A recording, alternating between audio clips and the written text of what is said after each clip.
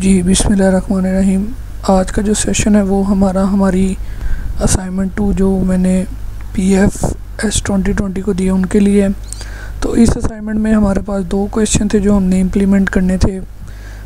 इस डॉक्यूमेंट का लिंक जो है वो आपको नीचे डिटेल्स में भी मिल जाएगा, जहाँ पे जाके आप देख सकते हैं कि डॉक्यूमेंट में एक्चुअली हमने असाइनमेंट में क्या चीज़ गोल अचीव का ऑब्जेक्टिव ये था कि आपको अरेज पास करनी आ जाए। ऑब्जेक्ट फाइल का अगर आप पास करना चाहते हैं एज अ रेफरेंस वेरिएबल तो वो आपको पास करना आ जाए। और अगर इंटीजर और डिफरेंट अरे और सादा इंटीजर वेरिएबल इवन करैक्टर अरे तीनों एक साथ पास करने और डिफरेंट वेरिएबल फंक्शंस में पास करने हो तो वो आपको आ जाए और आपको पता चल जाए कौन सा वेरिएबल बाय रेफरेंस पास करना पड़ेगा और कौन सा बाय वैल्यू पास करना पड़ेगा। अगर आपको इससे पहले बाय वैल्यू और बाय रेफरेंस का नहीं पता तो आप वो 2 ट्यूटोरियल फंक्शंस के प्लेलिस्ट में जाके देख सकते हैं। और अगर आपको फाइलिंग का आइडिया नहीं है तो आप फाइलिंग के लिए जो है वो फाइलिंग की प्लेलिस्ट में जाके पढ़ सकते हैं कि एक्चुअली फाइलिंग काम कैसे करती है। तो सबसे पहले हमारा जो प्रोग्राम था वो था कि हमने राइट अ C++ फंक्शन, एक हमने C++ का फंक्शन लिखना था रीड, जिसकी रिटर्न टाइप होगी वॉइड।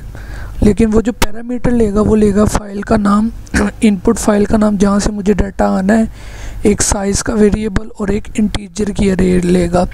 अगर मैं पहले फुल स्टॉप तक पढूँ तो मुझे इतना पता चल जाता है। तो मैं क्या करता हूँ, विजुअल स्टूडियो में अपने में जाता हूँ, एक नई फाइल ऐड करता हूँ, लेट्स से न्यू आइटम, और इसको मैं नाम दे देता हूँ लेट्स से question1 solution.cpp का। तो एक सादा फॉर्मेट जो है इंक्लूड आईओ स्ट्रीम, और फाइलिंग के लिए हमें हैश इंक्लूड एफ स्ट्रीम की जो 2 लाइब्रेरीज हैं वो मैं इंक्लूड कर लेता हूँ। Then using namespace std, उसके बाद मैं इंट मेन और रिटर्न 0 एक फॉर्मेट जो है हमारे कोड का वो मैं पूरा कर लेता हूँ।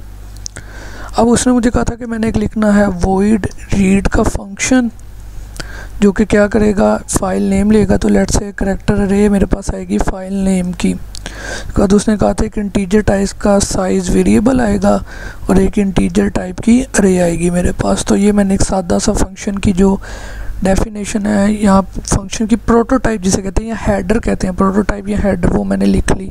साथ ही मैं क्या करता हूँ, चूँकि फंक्शन की मैं डेफिनेशन है वो भी ऐड कर देता हूँ। तो मैं क्या करता हूँ, मैं बिल्कुल उसी तरह अंदर वाले पैरामीटर कॉपी करता हूँ और इस टाइम जो है वो हमारे पास उसके आगे कोमा नहीं आएगा, ये मैंने लिख लिया। सादा सा आया पढ़ते हैं। उसने कहा जी the function should be able to read data from the file, यानी कि जो फाइल ने मुझे पास किया गया है उससे मैं डाटा रीड कर सकूं और इसे स्टोर कर सकूं अरे में। And also update the variable size with the number of element present in the file. तो लेट्स से फाइल में जितना भी डाटा होगा उसको मुझे साइज़ के वेरिएबल को साथ साथ अपडेट करना पड़ेगा। क्योंकि साइज़ का वेरिएबल फंक्शन में आ रहा है, साथ साथ अपडेट करना है। तो एक तरीका ये था मैं रिटर्न करवा लेता, लेकिन फंक्शन वॉइड है, मुझे किसी तरह इस वेरिएबल को पास करना है तो मैं ये वेरिएबल बाय रेफरेंस पास कर दूंगा, यानी कि उसका एड्रेस पास कर दूंगा ताकि जो है मेरे पास वो ओरिजिनल जगह पे भी अपडेट हो जाए। तो मैं क्या करता हूँ, लेट्स से मैं मेन के अंदर एक करैक्टर फाइल नेम की अरे बना लेता हूँ। लेट्स से हम कह देते हैं const int size is equals to 100 के 100 से बड़ी जो है वो फाइल नेम नहीं आएगा हमारे पास। और लेट्स से मैं फाइल को इनिशियलाइज करा देता हूँ data.txt से। आप यूज़र से इनपुट लेना चाहें उसमें भी कोई इतराज़ नहीं है, आप करैक्टर अरे में जिस तरह सीन करते हैं उस तरह सीन करके यूज़र से अरे में डाटा ले सकते हैं। Int size is equals to 0, शुरू से 0 से इनिशियलाइज करवा दिया। और integer ARR we are assuming कि हमारे पास कभी भी हम बता देंगे कि मैक्स साइज़ अरे का क्या होता है। In that case we are assuming कि मैक्स साइज़ 100 है। और मैंने एक एलिमेंट को 0 से इनिशियलाइज इसलिए कराया ताकि सारे एलिमेंट क्या हो जाएँ, 0 से इनिशियलाइज हो जाएँ। अब मैं क्या करता हूँ, इस फंक्शन का काम था कि अगर मैं दोबारा फुल स्टॉप तक पढूँ तो इस फंक्शन का काम है कि उस फाइल में से डाटा रीड करे, अरे में स्टोर करे और साथ साथ साइज़ को अपडेट करे। तो सबसे पहले फाइल से मैंने डाटा रीड करना है, यानी कि मैंने इनपुट लेनी है, सी इन करवाना है। तो अगर मैंने इनपुट वाला काम करवाना है तो मैं इफ स्ट्रीम का एक ऑब्जेक्ट क्रिएट करता हूँ, let's say F in. Then मैं fin डॉट ओपन करूँगा वो फाइल जो मुझे यूज़र ने सेंड की होगी। फिर एक रीड करते हुए नेसेसरी चेक होता है हमारे पास कि वो फाइल ओपन हुई है कि नहीं, तो fin डॉट इज़ ओपन का मैं फंक्शन कॉल कर दूँगा और इसे मैं नोट कर दूँगा। वो इसलिए ताकि इतनी ज़्यादा इफ़ चलने के बाद एल्स में कोड ना चले, वो हम चीज़ डिस्कस कर चुके हैं, तो मैं सी आउट करवा दूँगा आप लोगों के लिए। बेसिकली इसका मकसद ये था कि अगर मैं लिखता हूँ fin डॉट ओपन और फाइल नहीं ओपन हुई हुई तो इतनी इफ़ की लाइनें स्किप करके कंपाइलर एल्स पे जाएगा। जब वो एल्स पे जाएगा तो एक्चुअली थोड़ा टाइम ज़्यादा लग रहा होता है हमारा। तो अगर इधर फाइल ओपन नहीं हुई हुई तो ये इसको ट्रू करेगा, तो आप इफ़ के अंदर आ जाएंगे तो आपका कोड यहीं से ख़त्म हो जाएगा, अदरवाइज़ आप एल्स पे चले जाएंगे फाइल नॉट ओपन। तो ये काम हो गया। तो अब मैं एल्स में चला जाऊंगा। एल्स में जाके मैंने क्या करना है, मैंने फाइल से डाटा रीड करना है। तो सबसे पहले मुझे लेट से मैं इंटीजर टाइप का एक डाटा का वेरिएबल बना लेता हूँ जो कि मेरे लिए फाइल से डाटा रीड करेगा। दोनों तरीके आप एंड ऑफ फाइल तक भी जा सकते हैं, आप fin को भी गेट कर सकते हैं। तो लेट से मैं करता हूँ fin डेटा, ठीक है जी। जब तक डाटा मेरे पास फाइल से आता रहेगा मैं इसमें ऐड करता जाऊँगा। जैसे ही फाइल एंड पे होगी तो fin 0 रिटर्न करेगा और लूप ब्रेक हो जाएगा। अब मैंने दो काम करने थे यहाँ पे। जैसे ही डाटा मेरे पास आए मैंने साइज़ को इंक्रीमेंट करना था, दूसरा वो मैंने डाटा अरे में स्टोर करना था। तो इसके दोनों तरीके, आप साइज़ के वेरिएबल को भी यूज़ कर सकते हैं वो काम करने के लिए। अगर आप कहते हैं नहीं मैंने अलग से एक इंडेक्स बनाना है जिसको मैं मेंटेन कर रहा हूँ, तो you can use that index as well, कि आप उस इंडेक्स को जो है वो स्टोर कर सकते हैं डाटा, और इंडेक्स प्लस प्लस भी कर सकते हैं। अब इस काम को करने के कई तरीके हो सकते हैं, जैसे कि मैं अगर साइज़ प्लस प्लस रे के अंदर लिख दूंगा तब भी वो पहले उस 0 इंडेक्स पर डाटा रखेगा, फिर आगे इंक्रीमेंट करता जाएगा। तो मेरे पास साइज एक सिंगल वेरिएबल से भी काम हो सकता है। तो it's all up to you कि आप इसे कैसा करना चाहेंगे। मैं मोस्ट ईजीएस्ट जिस तरह बच्चे आमतौर पर करते हैं मैं उस मेथड को फॉलो करूँगा। तो ये क्या होगा, ये सारा डाटा मेरे पास अरे में पॉपुलेट हो जाएगा। अब इसके पैरामीटर्स को देखें तो अरे चूँकि एड्रेस ही सिर्फ पास होता है तो अरे भी जो है वो हमारे पास एज अ रेफरेंस ही पास हुई हुई है। उसके बाद एंड का साइन सादे वेरिएबल के साथ लगा दिया तो ये भी बाय रेफरेंस था, और एक अरे इंटीजर की पास हुई है तो ये भी बाय रेफरेंस है। तो जैसे ही मैं ये फंक्शन कॉल करूँगा तो हर चीज़ ओरिजिनल में भी अपडेट हो जाएगी। Let's move to the next one. वो कहता है जी उसके बाद आप जूम करें, जो डाटा आपको फाइल में गिवन था ना, तो वो रेंजेस आपने प्राइम नंबर के लिए निकालने। फॉर एग्जांपल स्टार्ट से लेकर एंड तक डिफरेंट रेंजेस हैं आपके पास जो कि आपने प्राइम नंबर उससे कैलकुलेट करने होंगे। कहते जी make another function say bool is prime which take an integer, जो हमसे सिंगल इंटीजर वेरिएबल लेगा इस पैरामीटर और चेक करेगा कि नंबर प्राइम है कि नहीं, और रिटर्न करना है ट्रू या अदरवाइज़ वो फॉल्स ही रहेगा। तो लेट से मैं एक फंक्शन बना लेता हूँ बूल इज़ अंडरस्कोर प्राइम का, जो कि एक सादा वेरिएबल है इंटीजर का। अब ये वेरिएबल जो है चूँकि एंड का साइन नहीं लगा हुआ तो ये बाय वैल्यू पास हुआ है।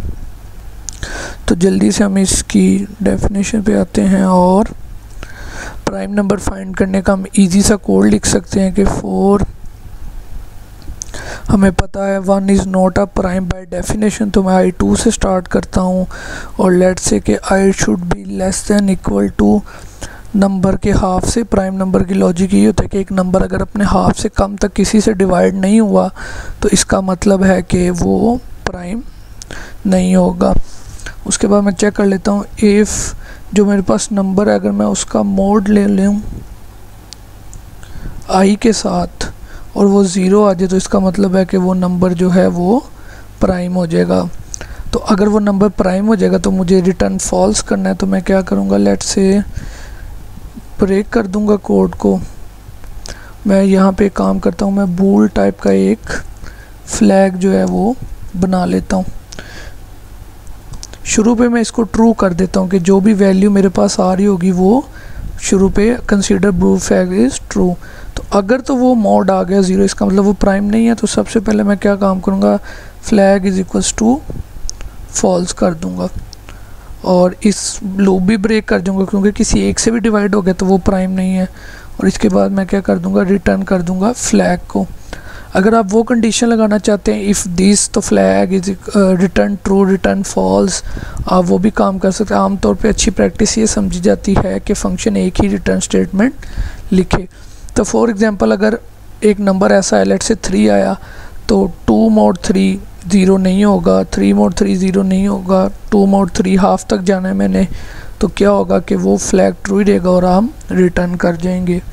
तो ये 2 फंक्शन मैंने बन गए, ट्रू एंड फॉल्स। उसके बाद कहते हैं display the result on console from main.